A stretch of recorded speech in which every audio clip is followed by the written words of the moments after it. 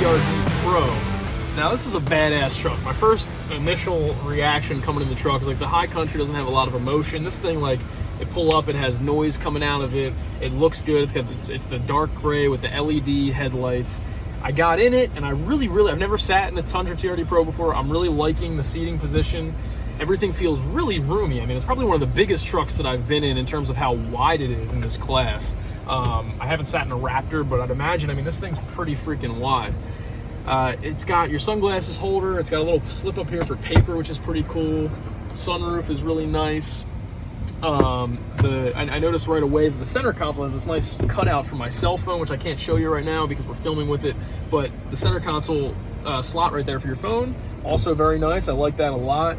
It doesn't have the column steering. It has your shifter down here like a car style. I really don't love this, but it doesn't feel like it's in the way. Feels like there's plenty of room here.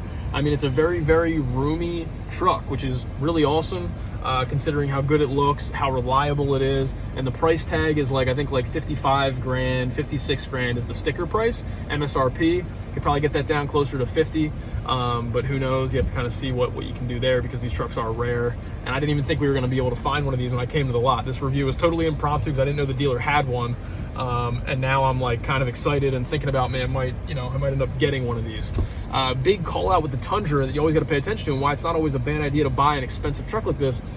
A Tundra TRD Pro, the resale value is going to be through the roof. It's going to be one of the highest resale value trucks you can find out there because it's a special edition of one of the most reliable trucks and engine transmission combos out there. So what happens is, in 5 years, your depreciation expense is way lower than it would be with any other truck that you might buy new. So you really got to weigh that into consideration. It's not just the main price tag you pay attention to, it's everything else. All right, so this truck also has the power back rear window. Pretty cool. You can show them that real quick, Ma. That's really cool because when you open the sunroof up and you put that bad boy down, that's going to be really nice. I mean, it's going to be really open. So that's something that none of the other trucks have. That's something really interesting that this truck has that the others don't. So, all right, let's take our first drive in a Tundra. The first thing I noticed when I press the pedal is that you can really hear that motor. That motor is not quiet, and that can be good or bad on a long trip, depending what you want. Pedal feels really nice. It's not jumpy. Oh, the suspension feels good. This truck has the Fox double bypass shocks on it, which are, I mean, honestly, in terms of reviews and how far suspensions go, these Fox double bypass shocks tend to be the most highly reviewed suspensions in a truck out there. All right, so the steering wheel is nicer. That Chevy steering wheel was kind of tiny. I did not like it. This thing, the steering wheel feels good. That motor is loud and sounds really good, but we got to see if that's going to drone and get annoying. I mean, that's one of those things that you gotta pay attention to. Is that motor going to get overpowering? So this motor is, I know I'm going to tell you guys this, but you already know this. It's the 5.7 liter iForce V8 motor. I think it's like 390 some horsepower or something like that. It's not the most powerful motor in a half ton. So this motor is one of the best motors you can get in a half ton in terms of reliability. And that's something that you really want to pay attention to. But you guys know this motor. It's the same motor that the Tundra has had for over 10 years now. I think it's 10 years. But they've had it for a reason. It's a good motor and it's reliable.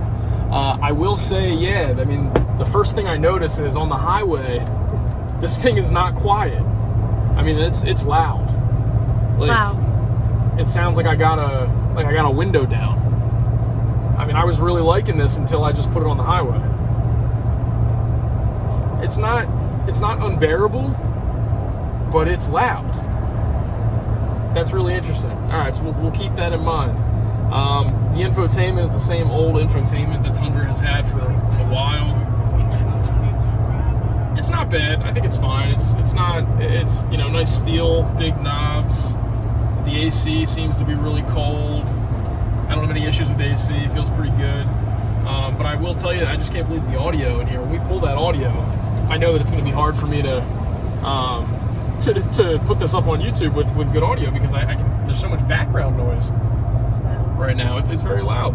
It does have the sunglass holder though. Does have the sunglass holder though. which is nice. And the center console is really nice, and the price for what you're getting in terms of value is really nice. Now, I will say a lot of the noise in this truck is coming from the wheels, probably the tires. It's tire noise, so you could always change the tires out, but you kind of have a TRD Pro for the purpose of, you know, you probably want something a little bit more rugged, so you have those tires. Let's check out this iForce. Let's see how good this iForce V8 is. Let's just give that a quick test here.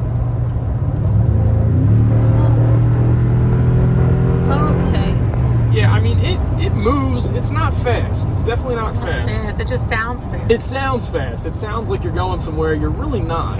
No. You're really not moving. I mean, it didn't, you know, it's not bad.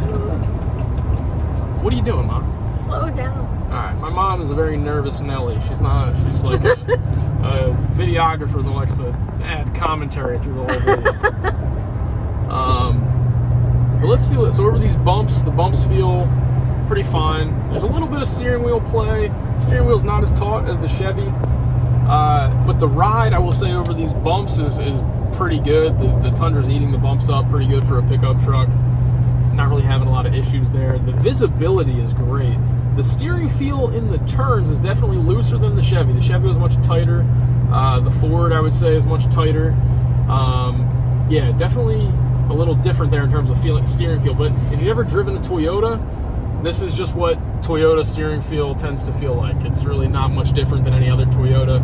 Toyota likes to have that steering feel where pretty much when you're driving, you put your finger on the wheel and the whole truck goes wherever you put your finger. So that's just kind of the steering feel that you get out of a Toyota. So if you're used to that loose steering feel, it'll feel normal, but it is loose, and I can't say that I particularly love that about it. The gauges are very nice though, super easy to read. Got all your temperature gauges up there. That's one of the things that I've noticed in some of these other trucks, like the Ford that I was in. The Ford, I couldn't tell ever when I had Apple CarPlay on what temperature it was outside. It sounds simple, sounds like not a big deal, but it is a big deal. I want to know what temperature it is outside when I'm driving in my car. It's something that you need to know when you're going places. Like, it's just something you pay attention to. All right, so after driving the Tundra for a little while, I do really like the Tundra. It has a lot of character to it. We have this matte gray color here, which is sweet. The wheels are cool. I will say the tires are loud. It's definitely loud on the highway. But it's a really good looking truck, guys. I mean, it definitely looks really, really sweet. These LED headlights look good. The red shocks look amazing. And then they have the Fox double bypass shocks. Let's see if I can get a shot of those for you.